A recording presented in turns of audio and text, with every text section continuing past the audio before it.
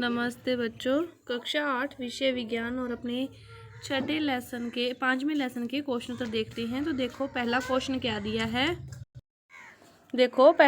क्या दिया है कि सीएनजी और एलपीजी का ईंधन के रूप में क्या लाभ है कि ये दोनों को मिलने में अपने को कोई दिक्कत नहीं होती है, आसानी से मिल जाती है और इनकी कीमत सस्ती है और इन दोनों ही जलने पर कोई राख या धुआं नहीं देती।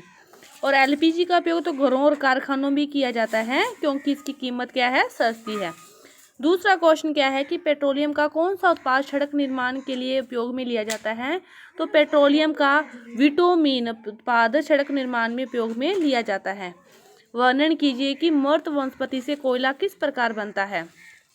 तो बहुत टाइम पहले की बात है कि जब पेड़ पौधे और जीव जंतु धरती के नीचे दब गए थे तो उच्च ताप या दाब के कारण वो कोयले में परिवर्तित हुए और उन पेट्रोलियम पदार्थों के रूप में उनको प्राप्त किया गया। बहुत टाइम पहले की ये बात है।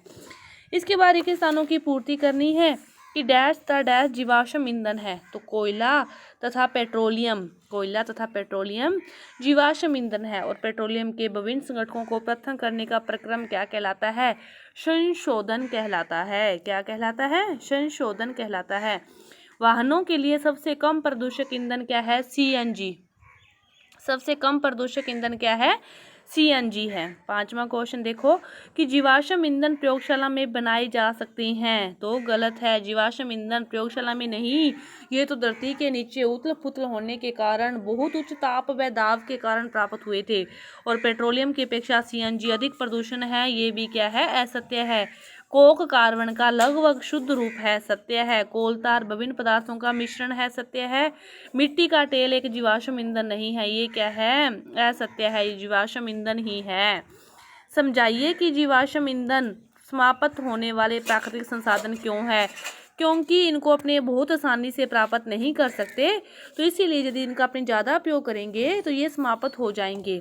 कोक के अभिलक्षण को और उपयोगों का वर्णन कीजिए। जो कोक है ये क्या है, कार्बन का शुद्ध रूप है और ये धुआं नहीं देता और इसका उपयोग कई जगह किया जाता है।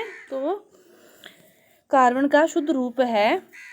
पेट्रोलियम निर्माण के प्रक्रम को समझाइए। ये वही प्रक्रम है अपने जो भी ऊपर किया था, कौन से क्वेश्चन में किया था, यहाँ पे पेट्रोलियम का उपयोग सड़क निर्माण में हेतु लाया जाता है। मृत वनस्पति से किस प्रकार, तीसरे क्वेश्चन में किया था आपने। तो वही है कि उच्च ताप व दाब में मृत वनस्पतियों पेड़ पौधों से ही इसको प्राप्त किया गया था। इसके बाद देखो आपको ग्राफ बनाना है। ग्राफ बनाने के लिए ये जैसे एक्स अक्ष होती है, ये वाली क्या होती है, वाई अक्ष होती है। इस पर 1 सेंटीमीटर पर आप एक एक वर्ष लेते जाओगे ऐसे करके।